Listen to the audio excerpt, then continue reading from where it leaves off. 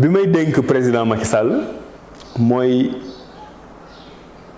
nguur dafay jeex yàlla moo koy joxe bii moom jeex na bu ko bëggee forcer sénégalais yi dina teg askanam loo xam ni wóor na ma ne bokkul woon ak la mu doon sabab moom ba muy wut nguur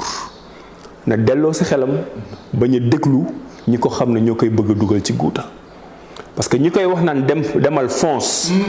ah man day ràññee naa si ñu bëri ñoo xam ne ñoo doon wax Ablaye Wade demal fonce demal fonce table conseil des ministres dernier conseil des ministres Ablaye Wade table conseil des ministres ba boo ko xoolee tey ña fa toogoon di wax naan fonce ñëpp ñu ngi toogaat ci wetu Macky Sall di wax fonce te bu fi Macky Sall foncé ba dara fekk ko ci keneen ku ñëwaat ñooy ñëwaat toog sa wet di la wax fonce yaa fi gën donc président Macky Sall na delloowaat xelam gëmuma ne sénégalais dañ ko bañ am na nu muy doxalee il aura une sortie honorable et il est jeune opposition bi li ma leen di dénk mooy ñun dañu assumer ñun ñëpp ne faruñu ak président Macky Sall nañu booloo pour que xeex yi nga xam ne moom la ñu war a xeex ñu xeex ko xeex yooyu ñetti pàcc la troisième mandat dañu war a taxaw tout de suite xeex ko problème des libertés maanaam ku ma neex mooy doon candidat bundu xataal ñëpp dañ ko war a xeex waaye troisième bi boobu dama koy boole ak askan bi mooy la question foncière du ñu am temps tey développé dama ciy tàggoo xam ne dinaa ci ñëwaat ñun fa ñu dëkk tubaab jalaaw dafa am problème mooy pooru Ndayane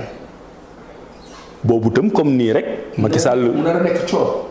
commencé na te coow kanam la jëm buñ ko réglé wul parce que ma cokkaasaat leen tuuti waa Benno port boobu xel mi jógewul ci Macky Sall sultan Macky Sall ci boppam dinaa la envoyé discours am boo xam ne moom moo ko wax ba ñoo waxu port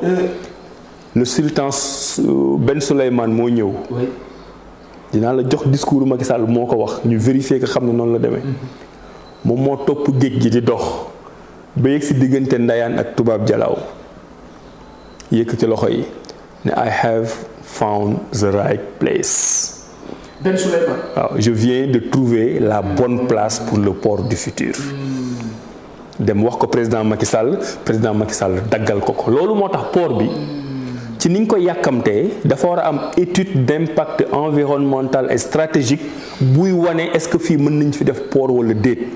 mais puisque naar bi yëkkati na loxoom ne yaa salaam fii laa bëgg port ñu signal ko décret pour port ba pare door a def enquête problème yu bari na duma ci ñëw mais li nga ciy jàpp mooy Ndayane Popenguine Kignanbour tubaab jalaaw kel ñangal yéen ba nduxura dàgg xolpa ba jas la fa am ci ay scandale financier ci Sénégal kenn xamul nu mu toll te lépp ci état du Sénégal la jóge port ba dañ na woon 300 hectares moom la Dubaï wax ne moom la soxla port te loolu la ñuy soxla pour port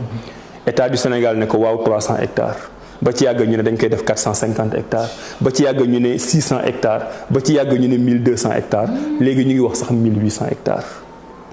te suuf soosu ñuy jël yépp